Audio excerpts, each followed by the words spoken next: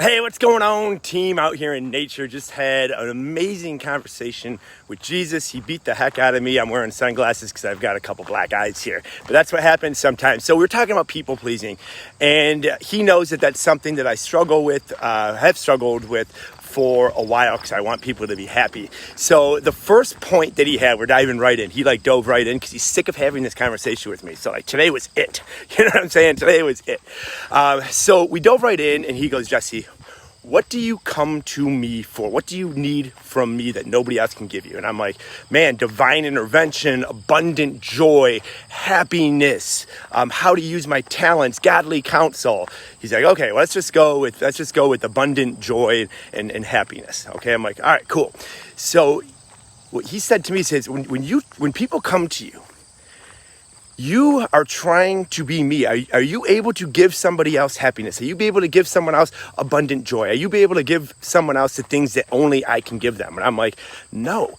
And he said, well, why do you keep trying? Why do you have this superiority complex that you can fix people, that you can be their fixer, that you can be their source of joy and happiness? And I'm like, come on, Jesus, I just want to be happy. You don't got to beat me up on like that. But he's like, I am the source of happiness, not you. I am the source of happiness. And I'm like, oh man, I guess I kind of looked at it that way. Maybe that's just very egotistical to feel that I can do what you can. You know what I'm saying? So that was good. That was where I got my first black eye. He's like, all right, please stop trying to play God. You can help my children. You can be there for my children. You can pray for my children. You can hold my children's hand. But Jesse Dale, you cannot be their source of joy. You cannot be their source of eternal abundance. You cannot be their source of happiness. I'm sorry. That is my job. Quit trying to play my job or you're going to get written up. All right, I'm like, okay. So then the second was he said, hey, let's talk about faith. You know, why is your faith strong? Or why would you consider your faith strong? And I'm like, man, I've seen you do. I've seen you act. I've seen you take me and help me out of the valley of divorce, out of the valley of lack, out of the valley of anger and disappointment. You've literally taken me out of that valley and journeyed with me alongside linked arms, and you continue to do so. You know, you are the source of my growth. You know, that's how I have faith. I mean, faith, believing is seeing.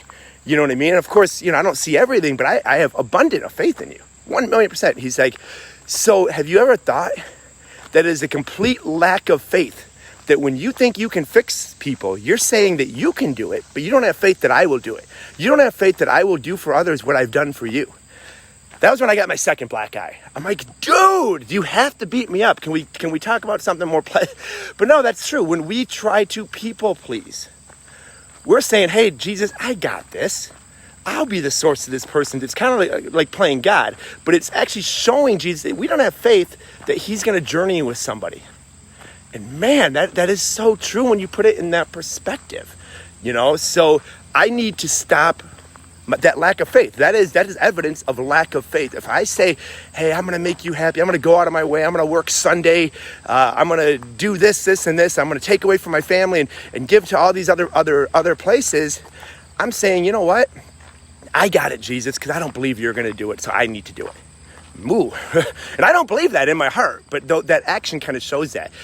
Third and last, this was a good one. This was kind of like the nail in the people-pleasing coffin that Jesus gave me. You know, he's like, hey, can you stand another punch? I'm like, oh, I don't know. But, you know, and the point that he made, the last point that he made was, he said, Jesse, I have given you unique gifts and talents, and you and I are on a journey to make the best of those gifts and talents, right? I'm like, yes. Can we journey a little faster? He's like, that'll be another daily walk. But anyway, he's like, yes, I have unique gifts. We all do. We all have unique gifts and talents that we're linking arms with Jesus and we're trying to hone them. And he says, so what do you think the enemy is trying to do? I'm like, well, I know what he's trying to do. He doesn't want me to utilize those gifts and talents. You know, he wants to detract me. How does the enemy detract you? And the way the enemy detracts us is putting good things. People pleasing is a way the enemy would detract us. Can you imagine? Like, people pleasing shows a lack of faith in Jesus, and it shows that you can do it better than he can. What an amazing tool of the enemy. You know, and Jesus said, you know, I want to share something when I was up on that cross at Calvary. I want to share something. I had a mission. I had a mission from my Father that I had to fulfill and die on that cross. What do you think the people next to me, and as a matter of fact, I believe this is in Scripture, what do you think the two people that were hanging next to me did? Do you think that they were like, hey, we're just done? Or do you think they begged for their lives to me because they knew that I can heal them? They knew I can take their pain away. And I think it is in Scripture. I think one of them did ask, please, I think they said, save yourself. But I'm like, and Jesus like, I had the power. You don't have this. I actually had the power to take these people's pain away. And I didn't, because that was not the mission that my Father gave me. And I'm like, dude, that must have been like insanely hard. He's like, you think?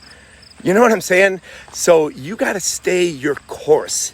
And when these good things are thrown at you, you have to start saying no. You have to start enforcing these boundaries to fulfill my calling. He said, Jesse, who's the number one person in business realm that I put in your life? And it's my buddy Matthew. And he said, what did Matthew tell you is the most powerful word in business? And I said, no. The word no. Giving up the good to pursue the great. And he said, well, I put Matthew in your life for a reason, because I'm telling you the same thing. I had to tell those people, no, I am not taking away your pain. That is not my calling from my Father. My calling in my Father is to execute the last few hours of this journey. And that to me was very profound. So he's been through the same temptations of and he had the power to do it. You know what I mean? So I thought that was an amazing conversation that we had. I would say, I would call myself, now I'm officially a recovery people pleasing. This is something that we continue to pray about. But I think those three things, we are not God. We have faith that God will, of course, work in others' lives like he's working in our lives.